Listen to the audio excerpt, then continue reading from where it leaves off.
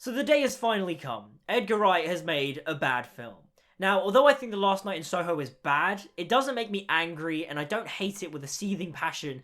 It's just a film where I'm watching it and I'm going, oh, I see where you're going with this. I get it. I like the ideas you're presenting, just the way you have presented it, I don't like and very much care for. In many ways, The Last Night in Soho is the coming-of-age story of Thomasin McKenzie's character, Emily. She sees dead people and she's really in love with the 60s, and she's a fashion student. She goes to university. She doesn't really fit in. That coming of age story of, you know, finding yourself. I like that metaphor. She then moves into a new house after her uni mates are just utter bitches to her. I mean, holy fucking shit, are they just the worst people. She then starts having dreams about a young girl getting murdered. She then starts getting plagued by these dreams and is almost having a sort of mental breakdown, and the way Edgar Wright presents it is really cool and interesting. It almost becomes a murder mystery movie, like, midway through. Emily then finds out that her landlady, played by Diana Rigg, is actually the girl in her dreams, played by Anya Taylor-Joy, and that she's actually a murderer. All the men she has been seeing in her dreams are actually murdered by Diana Rigg, Anya Taylor-Joy, whatever you want to say, has all been murdered by her. She is a murderer. And just, to me, that's where the film fell apart. By making Diana Rigg the main sort of antagonist character was just, it didn't work for me. Having the old lady with a knife walking towards Thomasin McKenzie up a burning house was just, it didn't look threatening enough. Like, I got what Edgar Wright was doing. He wanted to make that the big scary reveal, but just, it didn't work for me. The way it was filmed, in a way, it took me out of it. I felt like I wasn't watching an Edgar Wright horror film anymore.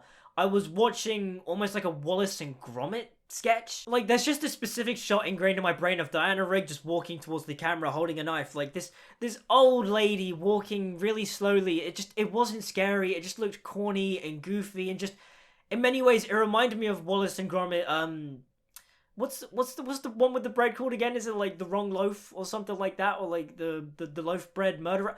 Either way, it just reminded me of Wallace and Gromit. And then the ending becomes even more muddier when Diana Rigg just stops trying to murder Thomasin McKenzie, and instead it's just like, child, go save yourself from the fire. Go save your boyfriend that I, like, stabbed down in the hallway. Like, just go save yourself. And I was like, hold on, what? Then why were you chasing her with a knife? Like, what's going on here? I'm so confused. And then the film ends with Thomasin McKenzie going back to uni, and she, like, is doing this fashion show and everyone loves her work. And then she looks in a mirror and she sees her dead mother, which, you know, we see at the beginning of the film. It's a nice kind of, like, bookend. But then she also sees Anya Taylor-Joy's character. Like, it's weird and I don't know what it's supposed to mean. Sandy, there we go. I had to look up the name. Anya Taylor-Joy's character is Sandy, who is also Diana Rigg. So Diana Rigg plays the older version of Sandy. And that's the thing with this movie. This movie has a lot of, like, good foreshadowing elements. Like, for example, there are certain lines at the beginning of the film, like when Diana Rigg's character is just like, oh, the house here in the summer smells, so just don't mind it too much. And that's because obviously the house is full of dead bodies, which we find out in the third act. A really cool revelation that is very subtle is when Thomasin McKenzie's character is looking through all the letters and you see the name of Sandy Alexandra Collins. And, like, it was such a subtle way to do it because the letter is on screen for, like, a split second. It's a catch and you miss it thing. But then Edgar Wright does something that's really annoying, is that he cuts back to the letter and does, like, a full-on, like, close-up going, oh, hey, look, yeah, that's Sandy. Sandy is old Diana Rigg. And it's just, it didn't work. It was unsubtle. The film is beautifully shot. Everyone does a terrific performance. Anya Taylor-Joy, Thomasin McKenzie, Matt Smith, Diana Rigg, all the main players are just really good, but just, the movie to me just, it felt almost student filmish. The film has themes about misogyny and pedophilia, and just to me, it doesn't work because the way certain elements are done is just done way too over the top that it's comical. Like at the beginning, Ellie is just in a cab and she's talking to the cab driver, then out of nowhere, he's just like, oh, you've got nice legs, love. And it's like, what? Huh? Okay. And then the movie just constantly keeps doing that. Like, for example, Terence Stamp's character is meant to be this detective who we're actually meant to think is Matt Smith's character, but older. But just, it doesn't work because the character, although he's meant to be a police officer, just acts like a pervert. And it's weird because he's trying to sort of, like, help Thomasin McKenzie's character in a way. But the way he's going about trying to help her is just by acting like a pervert. It was weird. Like, instead of offering assurance and, you know, trying to be friends with her, he just, like, starts going like, oh, you look like someone I know, love.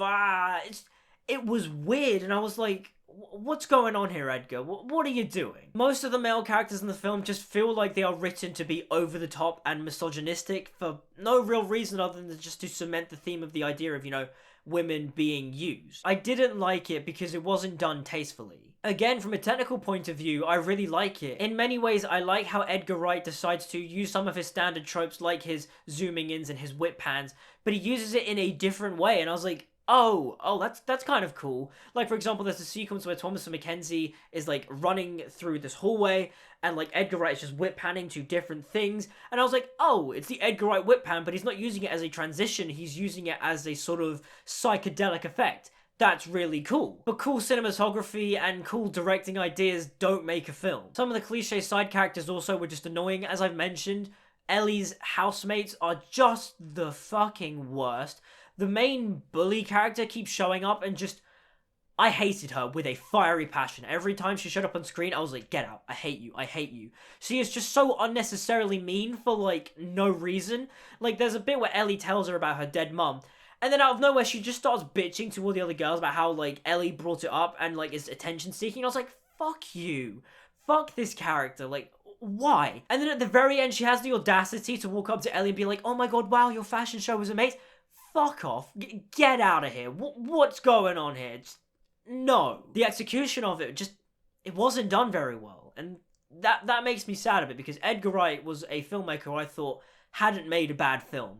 And then seeing this one, it's bad, but it doesn't make me angry, if that makes sense. It makes me sad, if I can say that, but I wouldn't say like, oh, I'm heartbroken, oh my god, Edgar Wright's made a terrible film. Like, the film is still watchable, it's just that it's not Edgar Wright being as subtle as he used to be. In many ways, he relies on cliches, and just some of the things he tries to do in the film just doesn't work for me. The horror elements, whilst at times being cool, other times were just comically goofy and corny. It's a shame, but hey, you can't make a great film every time. But that's my thoughts on The Last Night in Soho. What are yours? Do you guys disagree with me? I'd be interested to know, so let me know in the comments down below. Like, subscribe, follow me on social media. It's all down in the description. And until we meet again, see you guys next time.